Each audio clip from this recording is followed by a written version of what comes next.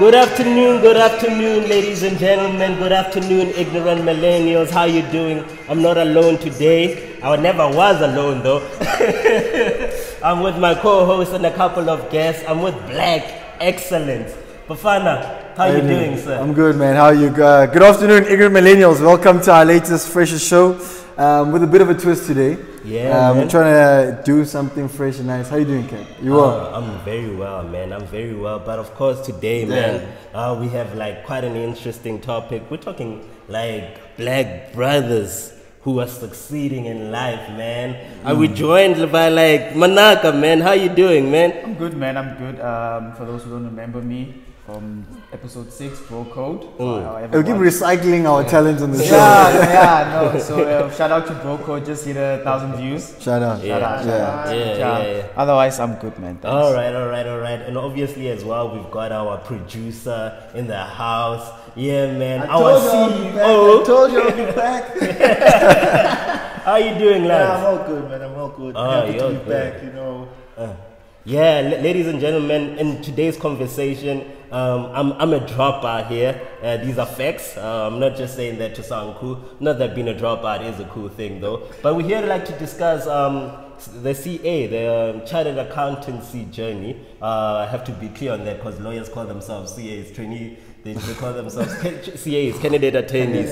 So I don't know how you guys feel about that. Whatever, man. We don't care about titles. We don't care about titles. Like, what are titles? Whatever, man. All right. So, yeah, man, we're just going to talk about it, the whole journey, the experience. So, we've got Manaka here. He's in the audit phase of the CA role. Then, as well, obviously, we've got Bafana as well here. Bafana, which industry are you in? I'm in financial services. All right, financial services. But just broader, like, or that's too broad if you were to... So I think when I get to a part where I'll be able to just break down further what it is that I do. But I think what we wanted to do is just like, from the very beginning, how did our CH journey start? Because for me, it was in high school, where like someone came and told us about the profession. They were like, you're going to earn truckloads of money. You chuckle, and I was actually in an accounting class where my teacher was like, "I know you're doing accounting. You're going to be great at this." And you get to varsity, you learn that you actually didn't need accounting. 100%, man. And like, I don't know how you guys found it. Did you feel like accounting, having done accounting in high school, helped you with your CA or accounting sciences degree? Just like you, I started in high school as well, you know. But with me, KPMG came by and they're like, all fans with our suits. They started talking. I'm like, we'll give you a bursary, you know. They spoke of big game. I was like, yeah, man, this sounds cool. Sounds nice. I want to be CA. At that time, I didn't have a clear structure to what I wanted to do. But I was like, man, I can do the CA thing. But did you know what it was though? Because I didn't in high school. Hardly. So as a man, even when I got to varsity, I still didn't. Actually, I only started figuring things out maybe around second year. You know, I was like, okay. Whatever. Okay. So I think from my side, I remember in high school. So I've always been into commerce and finance. You know. So I was always, the plan was always to go, that direction. So I remember asking someone, "What's the hardest BCom degree?" And they were like, try accounting. And I was like, okay, accounting will be. So that's the one. Yeah, that's the one. So I've always been, the numbers guy. I remember in high school, I was part of an investment club. So we used to meet up, trade stocks and, simulations. So I've always been into that kind of stuff. Would you see almost nothing of when you're in the degree itself? Really? Sorry? Would you see very little of in the degree itself? Would you see very little of. But I mean, just, the finance space as well.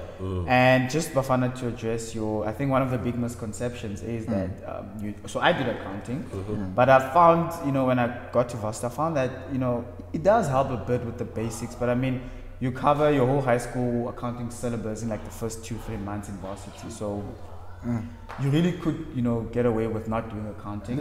And I know a lot of successful CAs that did not do accounting in high school. So it's not really a prerequisite. I think the most important thing is maths though, because even with first year accounting was really maths orientated. Then your financial management. And by maths is like the logic of it. The logic of it. I mean, not just 1 + 1. So you need to know. But Kat, you did it as well, right? Yeah. What was your journey like? With me, it's just kind of similar to Lance's thing. You had KPMG, PwC. I think even Deloitte came through in high school. Yeah, then they were like, "Yo, this is it." And obviously they sold us a dream. And You watch. they sold us a dream. But weird enough, I still wasn't really convinced of that dream. I wanted to become an engineer, but hey, Joe, like I got 59%, guys. So I needed just one more other percent to, like, so I could have studied engineering, but for me, I set it as the goal for myself. If I don't get 60, I ain't doing that. I'm doing CA. So then that's pretty much. So I didn't know much about it. All I knew about it is that get paid like a whole lot of money. I imagine. So clearly, we all thought we were gonna be raking it in. But then cutting into then varsity. So now you're in varsity, because to your point as well. Even in first year, I still didn't know what the CA thing is. Yeah. Like you get through varsity, second year, then you start getting introduced to the likes of an auditing or whatever. Then you get a taste of it. I still hadn't done VAC work. What's the point at which you now start being like, oh, okay, this is what these people do? So me, I think the first thing that people really need to know, the big misconception, CA is not really a job or anything. Exactly. It's just a profession, you know. Or designation, a profession like we CAs. But that's not like a job like what you CAs do. CAs do a lot of things out there, which is you started learning as you went along. Yes. You see, Manaka in auditing, you in banking, you know, I was in the public sector, or I still am. You see, we all did different things, but we all started, you know, being, you know, trying to be chartered accountants. But when you okay. Oh no, I was gonna say, and that's I think the beauty of the profession, the fact that it gives you a lot of opportunities. It's also a designation that's recognized worldwide, so you know you'd be able to use CA outside of the country. So that's the whole beauty of it. It gives you a lot of opportunities to doing a lot of, because CAs are jack of all trades, you know. You find them in a lot of industries, not just. So people think when I say I'm a chartered accountant, I said then I'm doing accounting, processing journals every day. No, that is not what CAs do. Yeah, you know, it's at much all. They think we glorified accountants. no, it's not what it's about. So I actually want to find out, because I think you guys are like being like, oh, like even in varsity, man, I was cool with this. I knew this is what I wanted. Like you guys telling me in varsity, you wouldn't have that moment like, oh shit. So this is what this thing is about. Like, am I sure I want to continue with this thing? Like, how was varsity? Like, did you now, because varsity is when you maybe start to discover, oh, this is really what this thing entails. Look, did you have second thoughts? I think for me, just like to you guys, right? So you have the big four, right? Traditionally in our profession, the audit firms, where they come to either high schools. So I come, Barberton's a very small town. I don't know where Lance saw KPMG. I didn't even know a KPMG exists. Hey man, apparently Barberton's the size of an estate. Yeah, continue. So anyway, right? So as you go through first year, second year, third year, because you need to do two degrees in the CA journey, right? So undergraduate, then you do your postgraduate CTA, GDA, whatever. So now it's a point where, okay, I'm done, or I'm in my third year now. Where am I going to go? And coming back to the point of the big four, everyone goes and does their articles at one of the big four firms.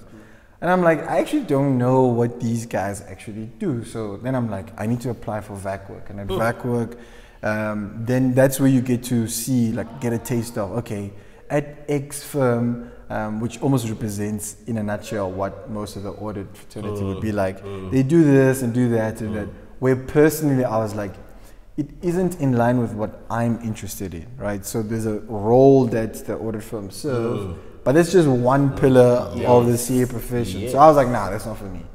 Then I now went outside and explored where are other CAs. And then, just like Managa, I enjoyed finance, and by finance I mean like investments and valuations and like management accounting, all that stuff. Then I started looking at the financial services type of programs, and by programs, that's where you can do your articles.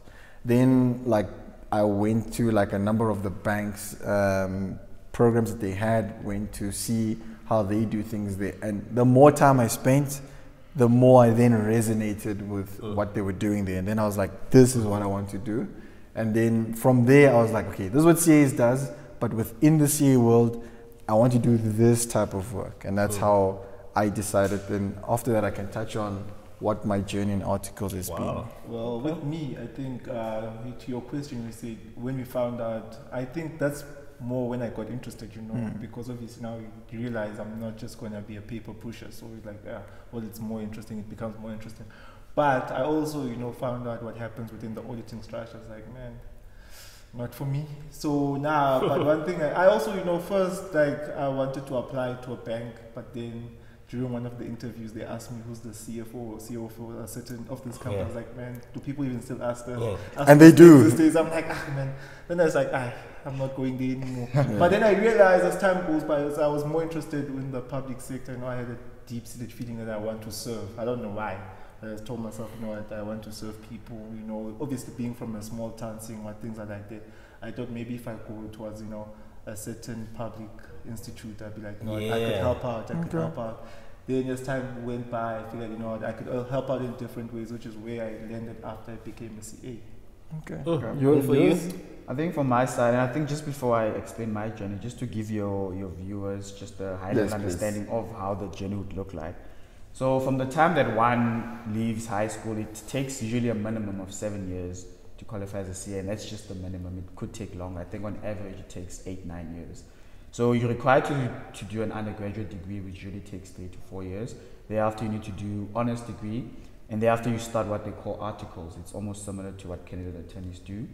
And during this process, you're required to write 2 external board exams that are set by SICA, the accounting body. And through that whole process, so it's quite a very long process, of ups and downs, and a lot of people have, fallen by the wayside during this journey. So it takes quite a bit of perseverance to stick it out till the end. So from my side, so I'm in auditing, and when I first realized what this thing is about, I think it was in second year, because that's when we got introduced really to the core modules or the crux of what CAs do. In first year you do, most BCom degrees at most universities in the first year are very generic. Everyone almost does the same modules just to get everyone on the on par. But then from second year, that's where really you go into the crux of what it's about. So unlike most people, actually, the one module that many people did not enjoy was auditing, and contrary to that, that was actually the one module that I enjoyed. So a lot of people hated auditing because auditing is a very practical module. Like in theory, you can't see what's happening, it doesn't make sense. But once you actually do it, that's where it all makes sense. So people could not, and but because I enjoyed it, I signed up with an audit firm, and that's how I ended up in auditing. There were other modules I enjoyed as well, but I think obviously with audit, they all incorporated. I mean, as an auditor, auditing just teaches you how to audit, but you're still auditing someone's accounting, someone's taxes, someone's valuation, someone's whatever. So you're also exposed to all of that. Love to hear Kat's story. No. Let me share my stories. But viewers, I just want to say, viewers, take this moment, because right now I'm taking it in. I just realized I'm sitting with like the Usain Bolt of accounting. He said 7 years minimum, and they all did it. 7 years minimum. Record breakers here. But anyways, let me share my story there. So basically, with me, I got there first year. Oh my word. So I studied at FETS. So basically, get there. I intimidated, boy. So I had a couple of A's, but I wasn't an A student. So you get there, like everybody else is like cream de la cream and whatever. Then I was like, I was intimidated by that. But obviously, so with me, having done accounting actually helped me. Because first year, I did not study for accounting. And I was doing very well. So obviously, first year, it helped me with that. And even second year, it helped me somewhat or whatever. Because I think what helped me is the confidence, rather. Whereas with other modules, it was like completely. So, the shortcoming of where I studied is that we only did auditing in third year.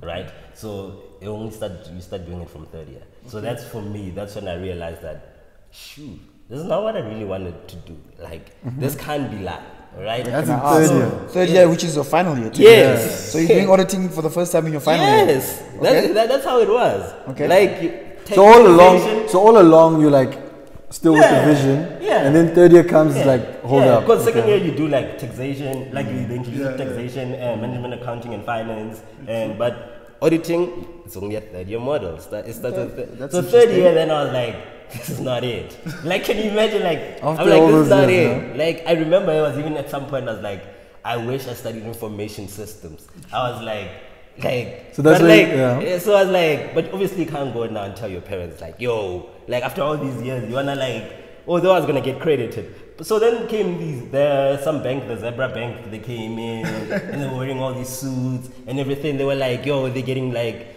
you get paid a whole lot of money. So some of the guys at the Zebra Bank were my second year tutors now, and they were working like there and whatever, and they were selling it to us and whatever. But these were like the guys that I knew. They were like they were in board top 20, top 10 and whatever. And so like when they sold it, I was like, there's no way I'm gonna end up there. Like, you get what I'm saying? So I took my L. And then even with other banks, I knew that they take the cream de la cream. So I took my L. It provided hope, but I took my L because I knew I was not that smart. So I knew auditing was all that was going to end up with me. And yeah, so sadly, that was the journey. Then I was Short-lived. Yeah, short-lived. Then after like, I passed my third year, I was like, nah, mate, can't mess me with that. I'm not doing, because doing honors implied that I'm going to go the full journey and so forth. So at that point, you were like, you'd rather do something else. Yes, because I remember even because there's like your auditing firms, some of them they would take you from even your third year, and even like the government one,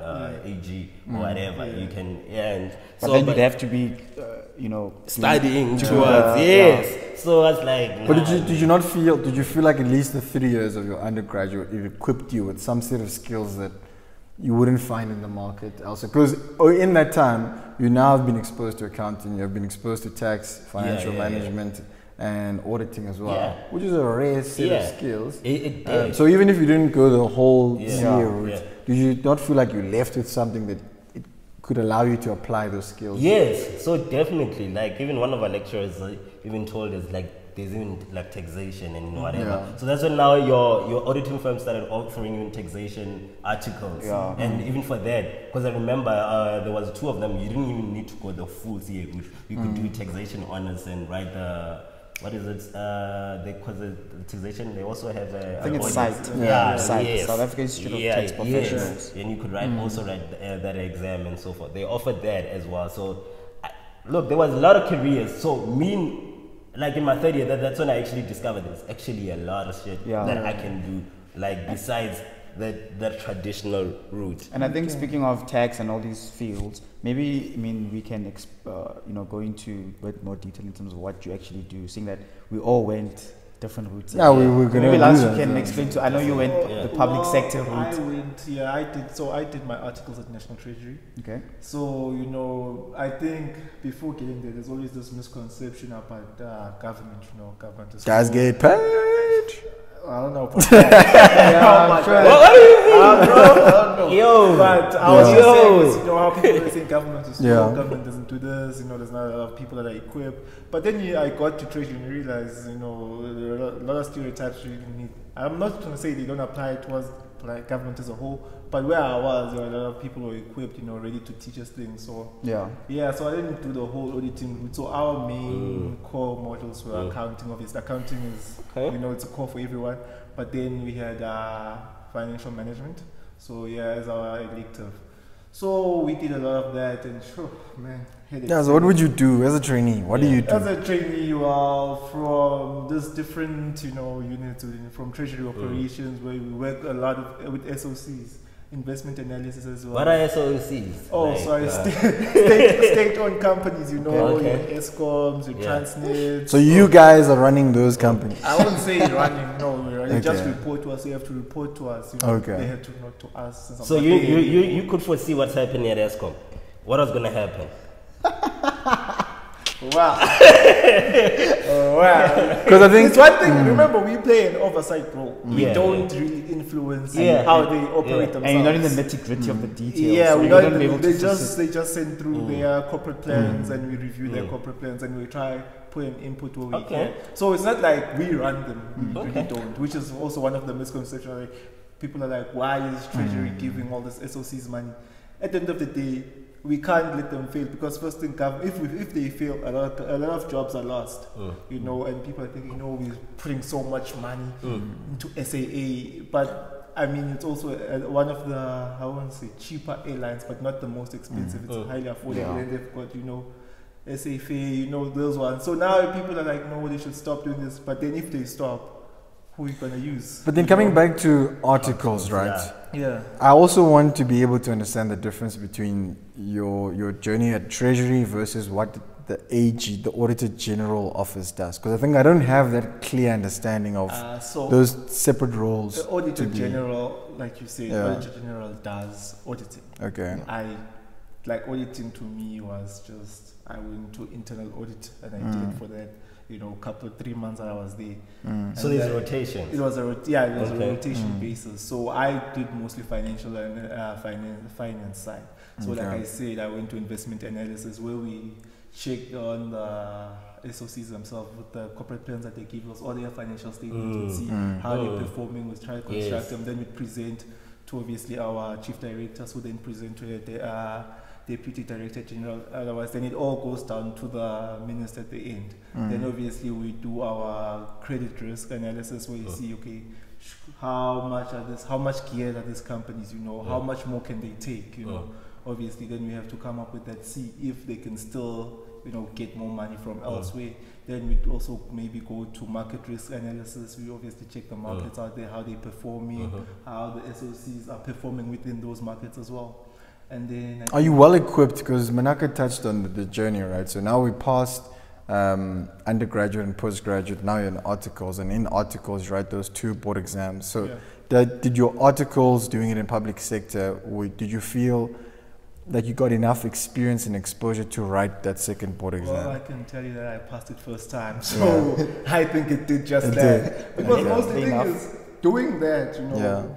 When you write a board exam, I mean, they must structure it whatever, but the things that you did, the fundamentals of it, you can take, which obviously it doesn't have to be the exact same thing, but the fundamentals, you know. I think our board exam had to do with broilers, you know, chickens, and I had never done chickens. I think also back to that, I know maybe I might be leaning a bit off. As black people, you know, there's a lot of industries we don't know, and then we get to this and we struggle. Like, I think Godfrey, my mentor, once told me that, you know, you get to these exams and they bring in an airplane and you've never been in an airplane. Yeah, so zero context you can't think like the other people who have been there. But to bring it back to your point, yes, I think I was well equipped. It's just a matter of, you know, sitting down and applying yourself, which I think I did quite well. Yeah. And I mean, for Manaka, because you are in a space where I think most CAs, that's the route that a majority of them will go through. And there are maybe students now, either in high school or even varsity, who want to know, as an article in an audit firm, what do you do actually? Over those 3 years. I also want to know. I was told that people just get there and count cheers, count one year, and just count all the time. But No. So as an auditor, right, so obviously, you know, the transition from as a student to work is quite a big one. When you leave varsity, you just this basically bookworm, you know, this technical gig that just knows all the theory, but you need to, you know, when you start working, you start, you know, engaging with clients, so it tests other skills that, you know, you did not previously have. But as an auditor, you know, what you basically do is, and you basically go to a company, right? You sit there for 3 months and you ensure that they've done their job correctly when it comes to financial. I know that's very high level, but basically that's your job. You're there to ensure that the financials are free of material misstatements. So in other words, the public can rely on these financials. So different stakeholders and shareholders. But what do you do? What do you do? How do I do it? What do you do without going to before you continue with what you do, with that what you just said, then how was it that the stand-offs of this world came and all of us? Okay. When the auditors so the work that the auditors does, there's a lot of misconceptions in terms of the responsibility of the auditor. The first one is, a lot of people think that it's the auditor's job to go there and go find fraud. It is not the auditor's job. And it is stated in the codes that the auditors follow that the auditor's job is to design procedures that are sufficient to detect fraud, should there be fraud. But should you, you know, execute that accordingly, and you don't find fraud, but you can prove that you did what you needed to do, to find the fraud, and fraud comes out later, then you find. So it's not your job to find fraud. What is your job? So what is your job? So you're saying, I know we maybe it might take a while, but you're saying that you have to put in processes in place that could detect fraud. Should there be fraud? Should there be fraud? Yeah. But in such cases where there was fraud, can you really absolve yourself in we did our best? Yeah, I mean, if you can prove to the IRBA, the auditor's body, that this is what you did, and and the IRBA is comfortable that this is what our ISA say, or what the standards we follow say you need to do, then it's But I guess to your point, because also inside the companies themselves, right? They have people who were once CAs. They know the procedures. They're not dumb. They can also do things in a way that the audit procedures won't necessarily always catch or detect. That is why. So with these big companies, right, there's always a risk with big multinational companies such as Steinhoff, because Steinhoff has operations all over the world, and I mean, it's going to be very difficult to, even management in Steinhoff probably don't have a full understanding of what's going on in this company. So, like I said, the responsibility for fraud is with management, and hence why the Companies Act says that should there be any mess up, the liability is with the directors, not the auditors. Okay. So should something go wrong, it's the directors that are liable. So I gotta disagree with that.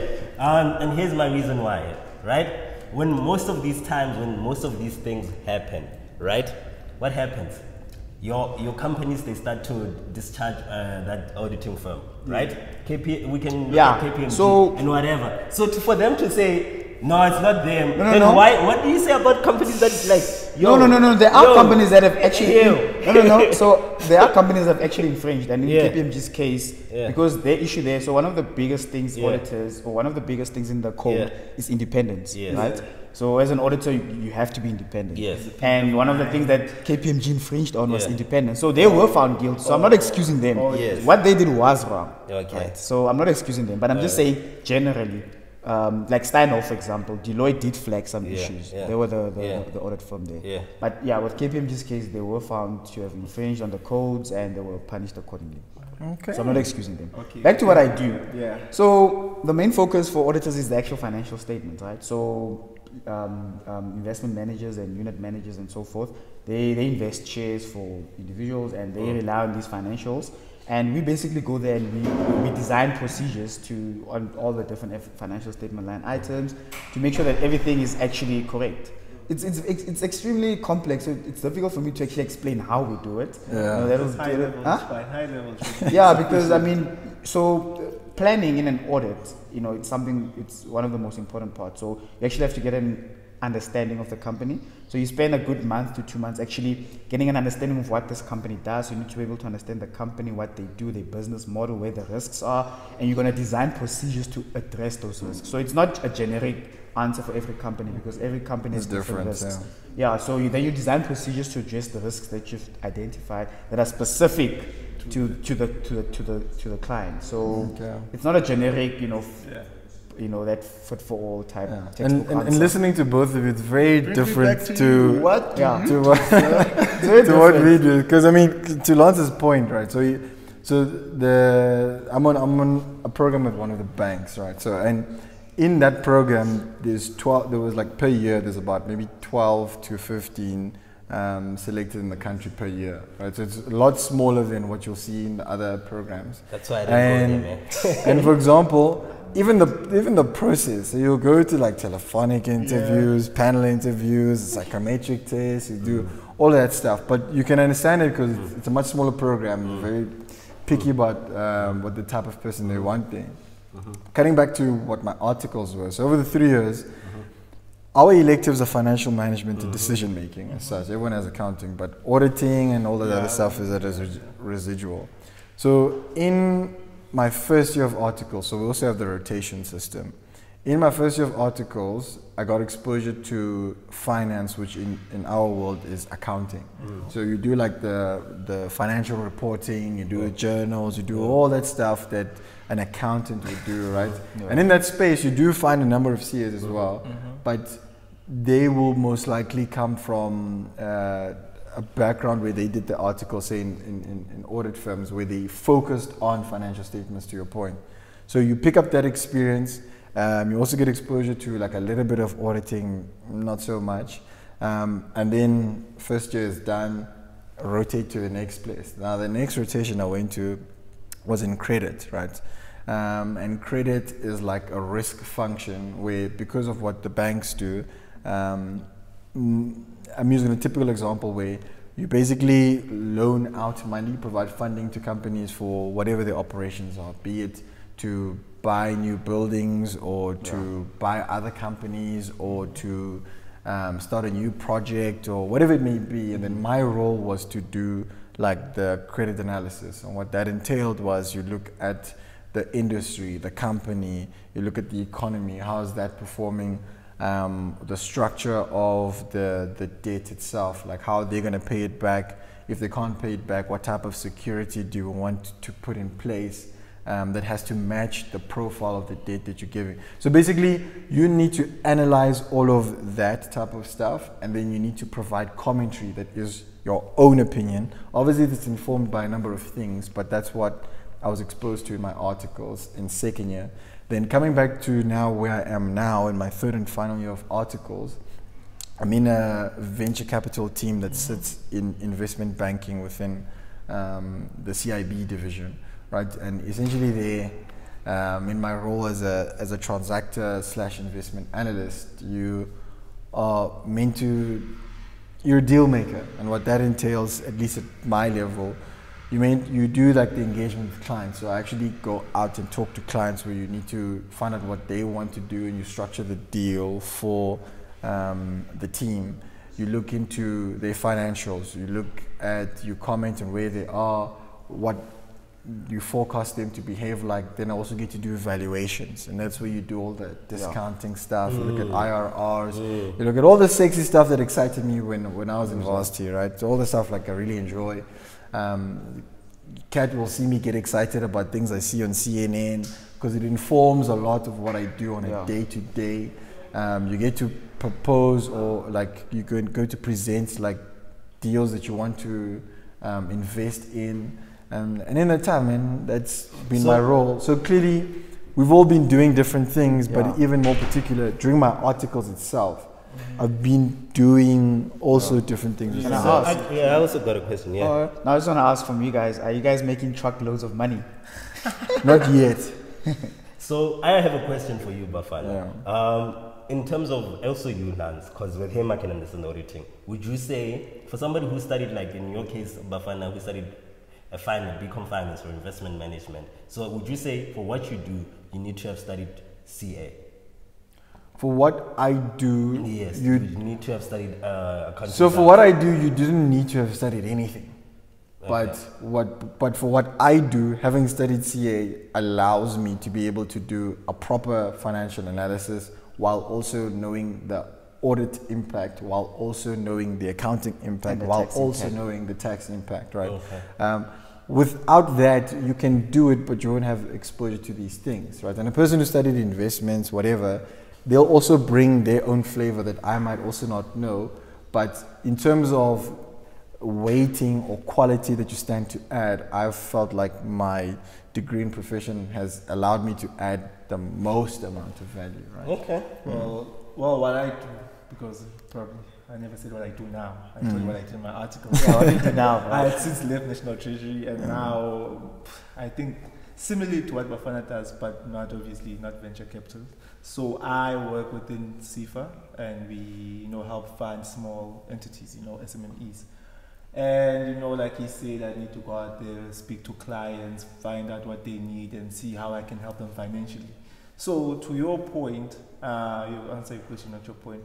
So you don't really have to have studied accounting, BCom accounting rather, because all it helps me do is think about this whole thing holistically, then while still picking out at the nitty-gritties, figure out if they go this way, what happens. It helps you think differently, because you've been under so much pressure, from your financial management, your auditing. Yes. Now you can take all those things and just see how you can use them to help this company, which is really quite... It's like going to war, right? Anyone can go to war, but the person who is the best has the best chance of winning, has the biggest arsenal. So you have a variety of skills and exposure. And I guess to everyone's point here, the CA designation is just to say you have this many tools, go do whatever you want in the world with them. So actually, that's why I actually asked that question. Tools that you got, it's not a job. Like I think you mentioned, being like it's not a job when you say CA. CA is just a designation, like Lance mentioned earlier. And this particular individual is equipped with this set of skills that will allow them to be marketable in the job environment. So also, I'm sure you've saw most posts out there, especially in the financial space. Looking for head of finance, head of budgeting, head of this, CFO. Somewhere, somehow, they tell you we want someone to have studied this. Then they usually put the CA would be, what's that word? What preferable, give you an advantage. That's where we come in, and you get the advantage to take hold of that advantage. So I guess to conclude from my side, I'd say look at it as a set of tools. So you can do anything that you want with this thing. So whether you're in high school, decide what you want to do, and if these type of tools that we've discussed can help you, go the CA route. But some places, to Kat's point, you don't need to have studied it, and if you don't see the need for accumulating these skills, then do something else. And if you are in, say, varsity and deciding which type of route to follow, just look at what speaks to what do you want to do after articles, and then look at what type of articles are going to help you accumulate a set of skills to help you with that. But other than that, just to also bring it back to what Manaka said, when he said CA is like jack of all trades. You know all those trades, but at some point you can't master all of them. So you find 2 or 3 to master. And those 2 or 3, you take them, you make them your own, and sets you apart from everyone else. Any regrets? Any regrets closing? No, not at all. You've done it just the same way you did. Yeah. Actually, I have a question for both you and Manaka in closing, because you guys are in your final year of articles. Manaka, audit next year. Are you staying? Are you leaving? So I'm going to stay with the current institution that I work for. I'm just not 100% sure that it will be audit, because like we've explained, there's so many other options, and it's good to explore all those just to know what it is you want to settle for and make your own, like Lance said. So I'm going to try a few things out. Yeah. Bafana? Man, I love what I do. I could do it for free. I enjoy what I do. So I can't go through 7 years and I hope look at for free. Yeah. So for free should tell you how much I enjoy doing it, right? So, and that means like the quality that I'm able to give it is just insane. But anyway, guys, this is a nice chat. I got to learn what you guys do. Okay. All right. Now, guys, thank you very much for joining us, and we hope that this was very fruitful, educational, and you could relate to some of the content. And even if not, you probably have a brother, a sister, a cousin, somebody who wants to pursue this career. Refer them to this video, like this video, subscribe, turn on the notifications there. Peace. Cheers, ignorant millennials. Wait.